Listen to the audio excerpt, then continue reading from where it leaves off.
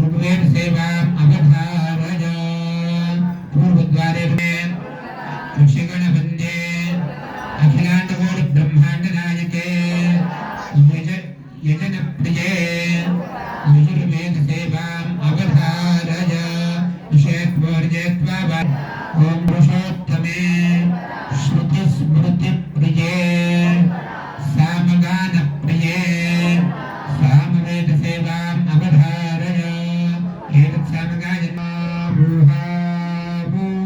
अहमन्नम् अहमन्नम् अहमन्नम् अहमन्नादो अहमन्नादो अहमन्नाद अहग्गश्लोककृत अहग्गश्लोककृत अहग्गश्लोककृत अहमस्मि प्रथमजारतास्य पूर्वं देवेभ्यो अमृतस्य नाद्भायि यो मादितादसे देवमाद्वाः अहमन्नमन्नमदन्तमाद्मि अहं विश्वं भुवनमभ्युपत सुवर्णज्योतिः अग्नायादिवेदये गृणानो हव्यदादये निहोता आसस्य बर्हिषे ॐ स्वस्ति हे देवदेवोत्तमे अखिलाण्डकोटि ब्रह्माण्डनायके अथर्वणवेदप्रिये अथर्ववेदसेव सेवाम् अवधारय शन्नो देवीर्विष्टयापो भवन्तभिधिये श्रेयोर्विश्रावन्तुनः हे देवदेवोत्तमे अखिलाण्डकोटि ब्रह्माण्डनायके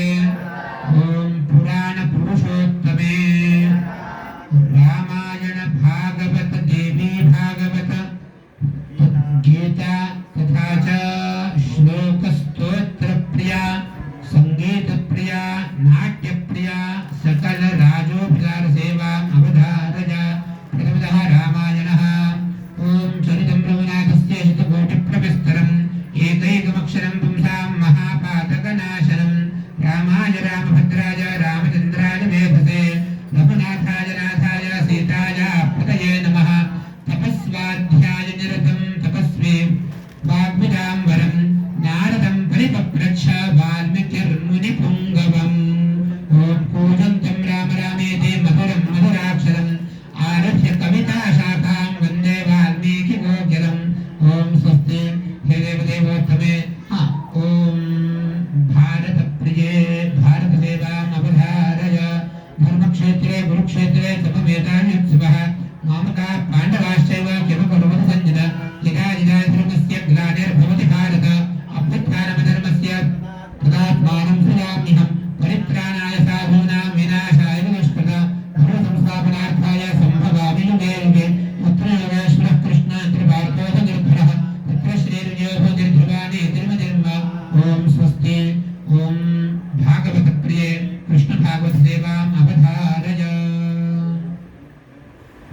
वसुदेवसुतं देवं कंसचाणूरमर्दनं देवकी परमानन्दं कृष्णं वन्दे जगद्गुरुं सच्चिदानन्दरूपाय विश्वोत्पत्त्यादिहेतवे तापत्रयविनाशाय श्रीकृष्णाय वयं नमः ॐ భాగవతం అత్యంత మధురమైనది ప్రియమైనది ప్రేమ రసభరితమైనది భాగవతం ఆ ప్రేమ రసంలో ఆ కృష్ణ రసం ఈ దేవి భాగవతంలో కూడా కానీ ఎన్నో చోట్ల కృష్ణ కృష్ణ కృష్ణమని కూడా కానీ ఆ దేవి భాగవతంలో ఆ కృష్ణుని గురించి ఆ కాస్త ప్రేమ కూడా మధ్య మధ్యలో వస్తూ ఉంటుంది. మరి ఈ భాగవతం ఎందుకు వినాలి వింటే ఏమవుతుంది?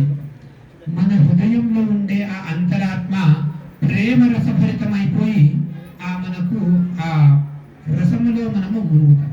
దీంట్లో రసం అది ఎలా అంటే పిబత భాగవతం రసమాలయం ముహుర్హో రసికా భువి భావుకాః.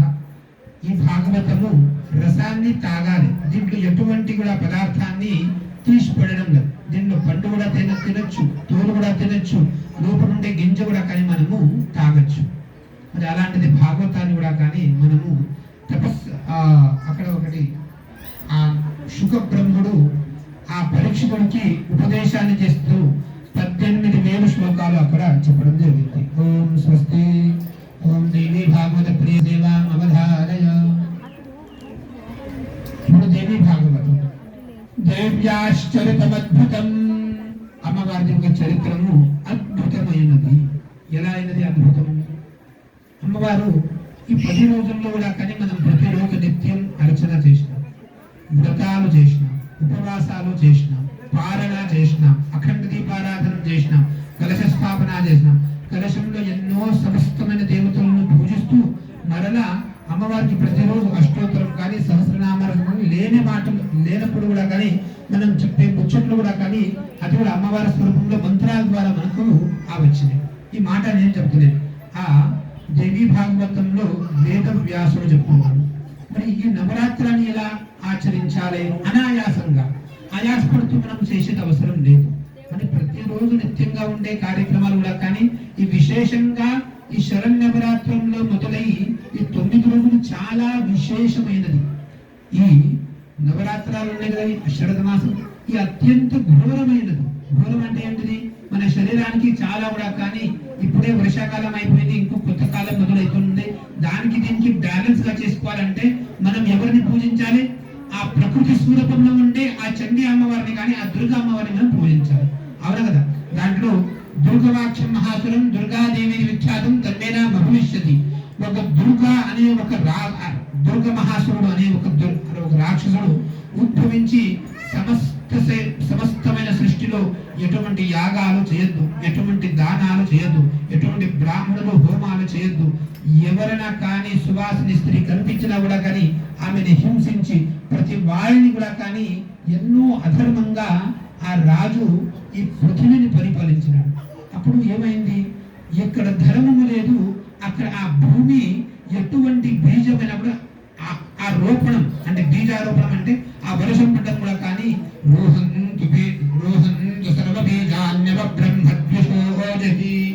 ఎక్కడెక్కడ బీజాలు అంటే మనం ఇంత అంకురారోపణం చేసినాం కదా, అక్కడ రోహంతు బీజాని అంటే అక్కడ అన్ని నవధాన్యాలతో కూడా మనము బీజారోపణం చేస్తున్నాం. 9 రోజులు ఎంతో బ్రహ్మాండంగా మనకు మొలకలు అక్కడ వచ్చినాయి. అంటే ఆ బీజాలు ఆ ఒక వృక్ష రూపంలో మనకు ఆవిర్భవించినాయి. మరి మనం కూడా కానీ ఆ 9 రోజులు అన్ని అంకురారోపణంగా చేసినా కూడా కానీ ఆ రాక్షసుడు ఎటువంటి అయినా కూడా కానీ ఆ అంకురారోపణం వదిలిపెట్టండి, ఎటువంటి అయినా కూడా కానీ ఇట్లా కాకి ఇట్లా అంటే 4 గింజలు చెల్లుదామన్నా కూడా కానీ అంత దానం కూడా చేయడానికి నాకు ఛాన్స్ ఇస్తలేదు.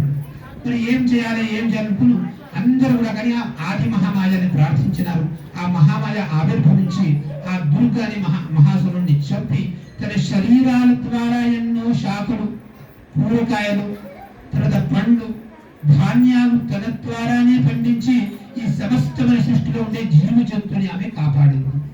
అంటే ఒకవేళ ఎవరైనా కానీ మధ్యాహ్న సమయంలో భోజనం దొరికితే చాలా మంది కూడా కానీ బాధపడతారు.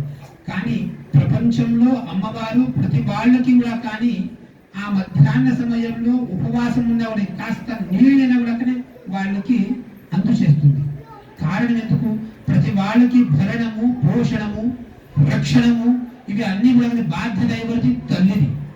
చిన్న పిల్లగాడు ఉన్నాడు, ఏదో సడన్లీ ఏదో ఆయనకు భయం అనిపించింది, పడిపోతాడేమో మరి, లేకుంటే ఎవరి దగ్గర వచ్చినారు ఆయన ఫస్ట్ తండ్రి గారి దగ్గర పోతాడా, తల్లి దగ్గర పోతాడా?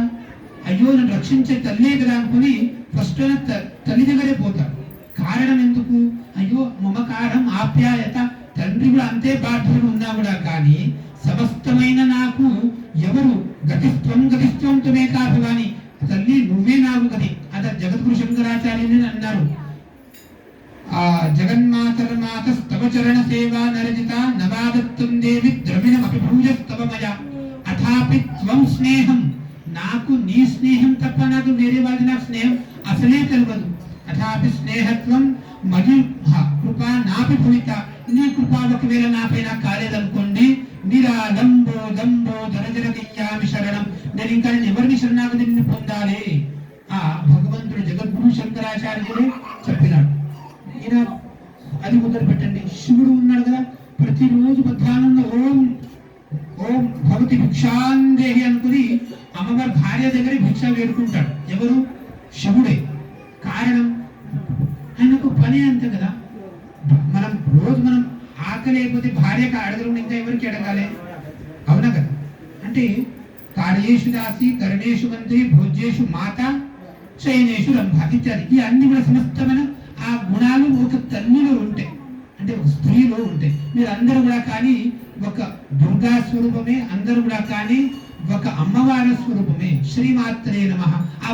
ఆ మాతృభావం ఎక్కడ ఉంటుంది?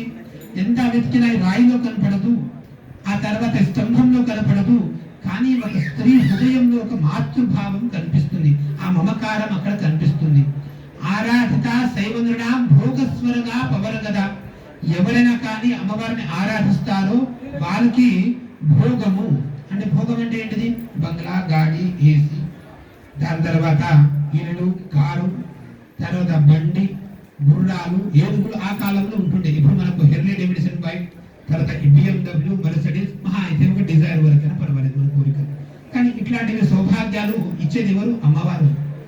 భోగ స్వర్గ. స్వర్గం అంటే ఏంటిది? దీని తర్వాత ఇంకొక దారి ఉంటుంది, ఆ స్వర్గ ద్వారి. మనం ఎవరైనా కానీ మనము అటు వెళ్ళాలని అనుకుంటాం, నరకానికి కాదు, అందరూ స్వర్గానికి. మంచి కర్మ చేయాలి. మనం ఒక మంత్రం, స్వర్గం కామయ్య చేత. ప్రతి కర్మ కూడా కానీ ఆ స్వర్గాన్ని వెళ్ళడం కోసమే చేయాలి. కామం ప్రతి కోరికలు కూడా కానీ ఆ స్వర్గానికి యజేత అంటే యజనం, హోమం, యాగాలు దానికోసమే చేయాలి అని చెప్పబడింది.